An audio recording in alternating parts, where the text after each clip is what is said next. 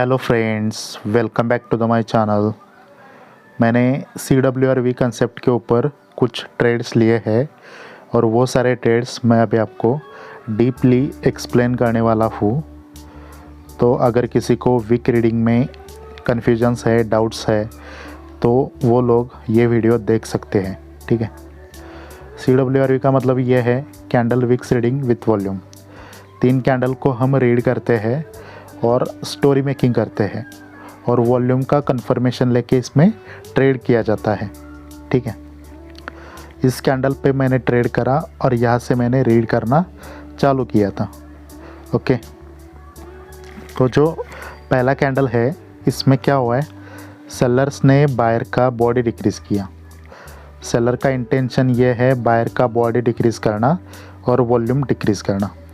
Body तो decrease कर गए बट वॉल्यूम डिक्रीज़ नहीं कर पाए, यानी कि वो सेलर एक्टिव है। ठीक है। अगर वो डिक्रीज़ नहीं कर पाए तो नेक्स्ट पे सेलर अपना वॉल्यूम इंक्रीज़ करने के लिए जाता है। वो कैसे पता चलेगा?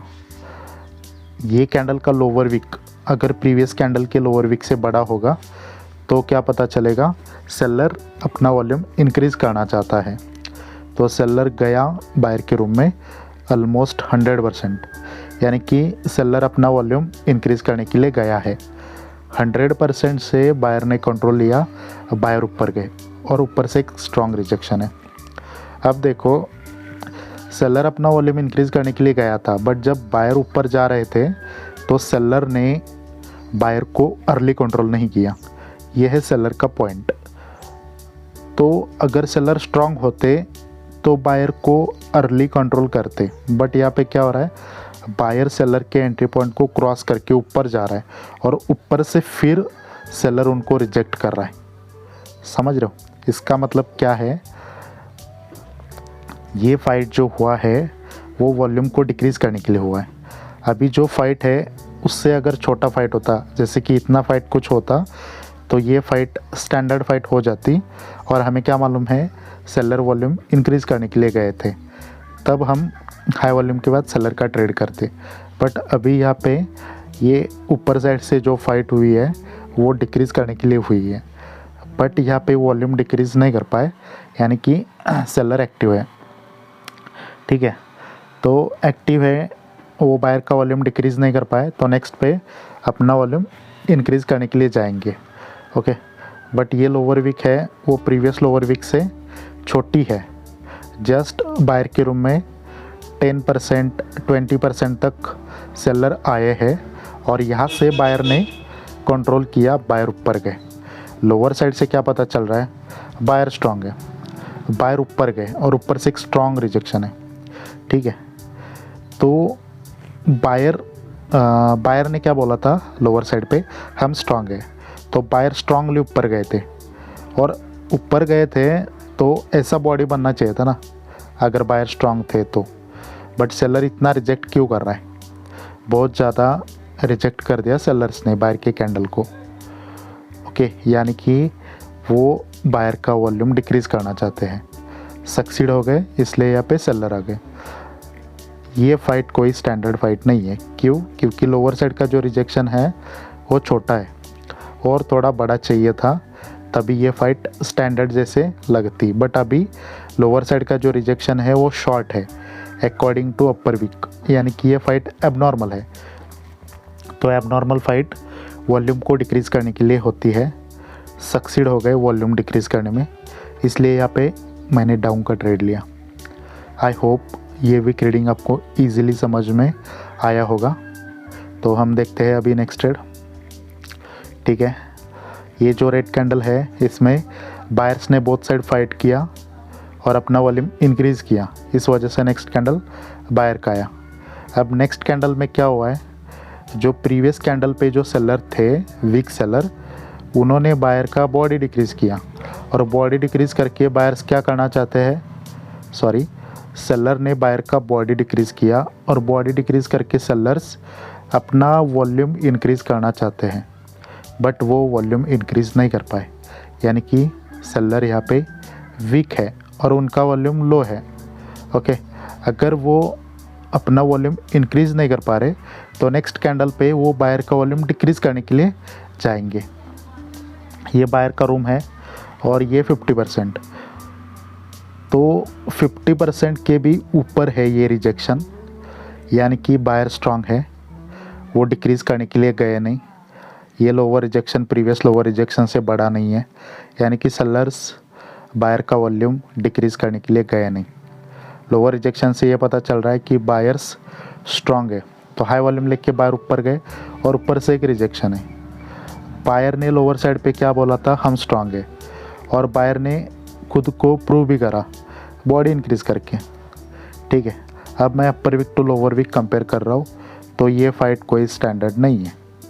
ठीक है, यानी कि बायर ने यहाँ पे अपना पावर शो करा है, मतलब बॉडी को इंक्रीज़ करा है, अपना एरिया इंक्रीज़ करा है, बट वॉल्यूम मेंटेन करने में बायर फेल हो गए, यानी कि बायर का फेल्यूर है, इसलिए मैंने यहाँ पे डाउन का ट्रेड लिया है। ओके, ठीक है। इस रेड कैंडल में क्या हुआ, ग्रीन कैंडल में बायर्स ने अपना सेलर्स ने अपना वॉल्यूम इंक्रीज़ करा, इस वजह से नेक्स्ट कैंडल सेलर का आया। अब बायर का पहले एंट्री हुआ है और वो बायर गए सेलर के रूम में ऑलमोस्ट 100% तक, यानी कि बायर स्ट्रांग है, और यहाँ से सेलर ने कंट्रोल लिया, सेलर नीचे आए और लोअर साइड से फिर से रिजेक्शन। तो इस रेड कैंडल में बायर बोथ साइड फाइट कर रहे हैं लो वॉल्यूम में, यानी कि वॉल्यूम को इंक्रीज़ करना चाहते हैं buyers both side equal fight करके। बोथ साइड इक्वल फाइट यानी कि स्टैंडर्ड फाइट। ओके, वॉल्यूम को इंक्रीज़ करना चाहते हैं वो, बट इंक्रीज़ नहीं कर पाए, यानी कि अगेन वो को क्या है, वीक है, बायर्स वीक है। अगर बायर अपना वॉल्यूम इंक्रीज़ नहीं कर पा रहे तो नेक्स्ट कैंडल में सेलर का वॉल्यूम डिक्रीज़ करने के लिए वो जाते हैं। ठीक है, अब देखो इस कैंडल का अपर वीक प्रीवियस कैंडल के अपर वीक से बड़ा है, यानी कि बायर्स सेलर का वॉल्यूम डिक्रीज़ करने के लिए गया है। फर्स्ट कन्फर्मेशन, ये है सेलर का रूम और ये है 50%, तो बायर ने सेलर के रूम में 50% से ज़्यादा एंट्री करी है। यह है सेकंड कन्फर्मेशन, 50% को क्रॉस करना और प्रीवियस अपर वीक से ये वीक बड़ी होना, ये दो कन्फर्मेशंस है कि बायर सेलर का वॉल्यूम डिक्रीज़ करने के लिए गए हैं। यहाँ तक गए, फिर से सेलर ने कंट्रोल लिया, सेलर नीचे है, लोअर साइड से एक रिजेक्शन है। अब कैंडल कंप्लीट होने के बाद मैं upper wick to lower wick compare कर रहा हूँ, तो मुझे पता चल रहा है कि ये फाइट स्टैंडर्ड नहीं है। स्टैंडर्ड होने के लिए अपर का वीक और बड़ा चाहिए था, जैसे कि यस इतना तक अपर रिजेक्शन चाहिए था, समझ रहे हो, जितना मैंने ड्रॉ करा है एटलीस्ट उतना, मतलब सेलर के रूम में 80-90% एंट्री करनी चाहिए थी बायर्स ने, तब स्टैंडर्ड फाइट होता, या तो लोअर रिजेक्शन इतना होना चाहिए था। जो प्रीवियस ग्रीन कैंडल का लोएस्ट पॉइंट है ना, एग्जैक्टली उतना होना चाहिए था, उसको क्रॉस नहीं करना चाहिए था, तो ये फाइट परफेक्ट स्टैंडर्ड फाइट होती। क्योंकि सेलर नीचे आ रहे थे, अगर बायर स्ट्रांग होते तो प्रीवियस कैंडल का जो बायर का एंट्री पॉइंट था उसको क्रॉस नहीं करने देते बायर्स।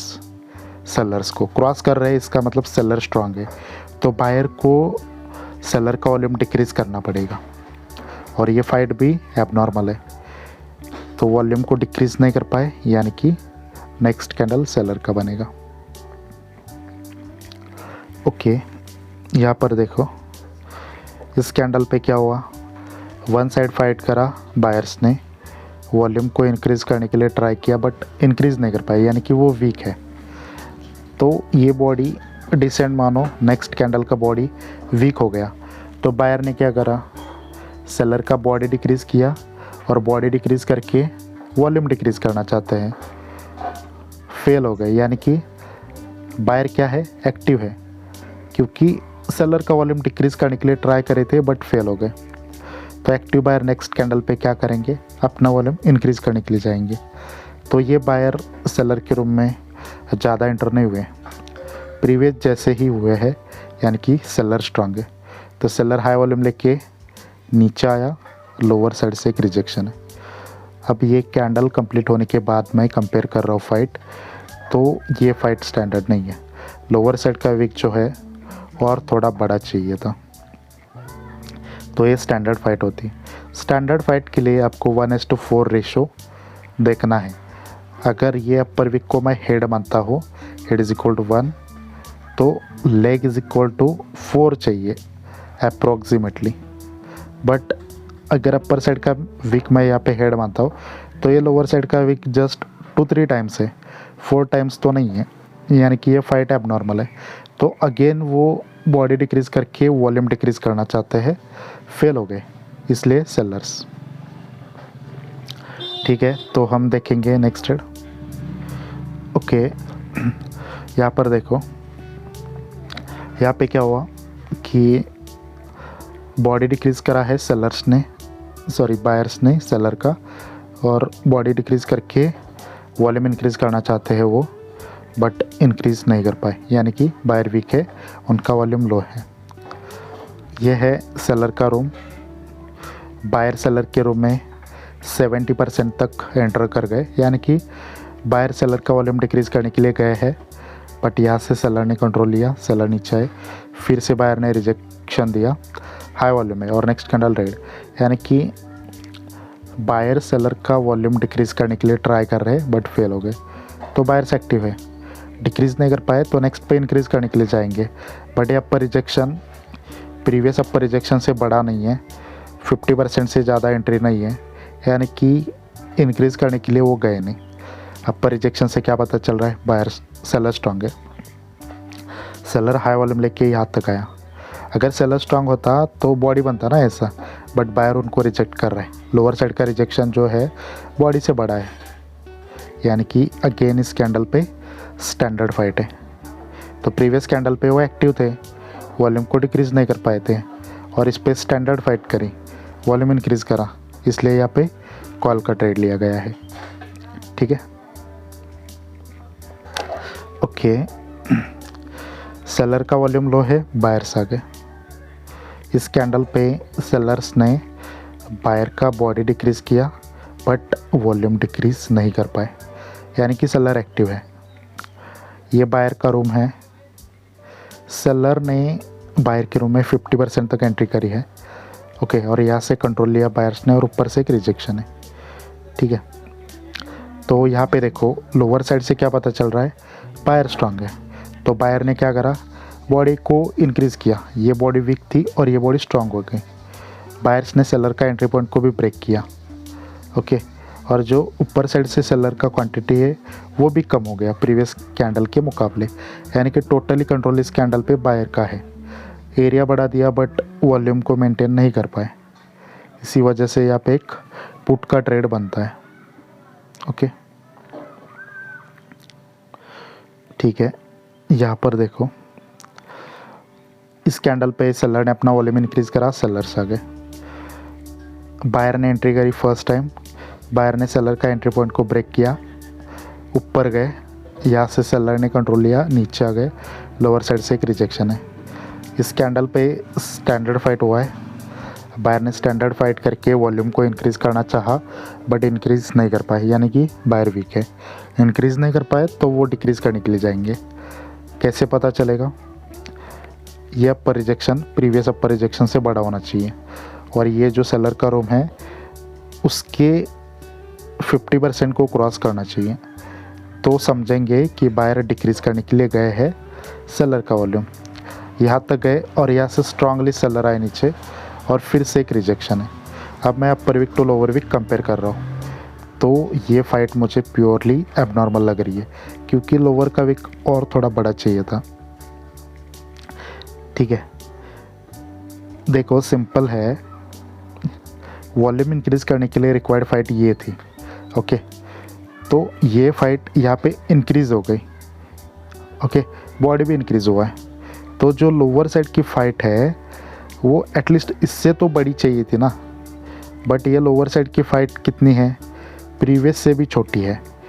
तो इतना एफर्ट डाल के वॉल्यूम इंक्रीज़ नहीं कर पा रहे, तो यहाँ पे वन साइड एफर्ट इंक्रीज़ करा है, लोअर साइड पे इंक्रीज़ नहीं करा है।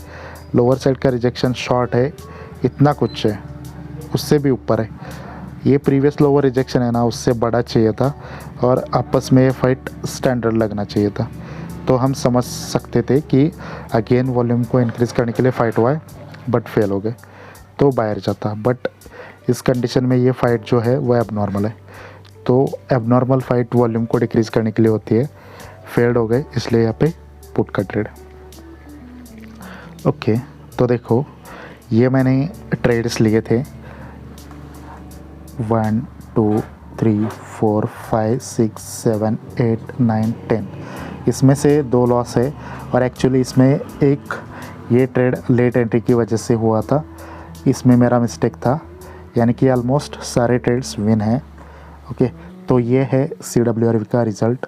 अगर आपने प्रॉपरली इसको अंडरस्टैंड किया, समझ लिया, तो आपके भी 80-90% रिज़ल्ट ईज़िली आएंगे। ठीक है, ओके। तो अगर ये वीडियो आपको समझ में आया है, आपको पसंद आया है, तो वीडियो को लाइक कर सकते हो, चैनल को सब्सक्राइब कर सकते हो। कोई सजेशन देना है तो कमेंट में भी लिख सकते हो। मेरा टेलीग्राम का चैनल है और उसका लिंक इसकी वीडियो के डिस्क्रिप्शन बॉक्स में दिया गया है, तो उसको भी आप ज्वाइन कर सकते हो। ठीक है, क्योंकि वहाँ पे मैं डेली ट्रेड्स पोस्ट करता रहता हूँ। और अगर आपको भी ऐसे ही ट्रेड्स करना है, मतलब सेल्फ डिपेंडेंट ट्रेडर बनना है, तो आप मेरे से मेंटरशिप ज्वाइन कर सकते हो। मेरा CWRV और प्राइस एक्शन दोनों का भी बैचेस ऑलरेडी चल रहा है और 1-on-1 का भी, तो जो भी इंटरेस्टेड है वो मुझे DM कर सकते हैं और आप ज्वाइन कर सकते हो। ठीक है, और आप लोग मेरे जो स्टूडेंट्स हैं उनका रिज़ल्ट मेरे टेलीग्राम चैनल पे चेकआउट कर सकते हैं। ठीक है, तो thank you so much for watching this video. मिलते हैं नेक्स्ट वीडियो में। Bye for now.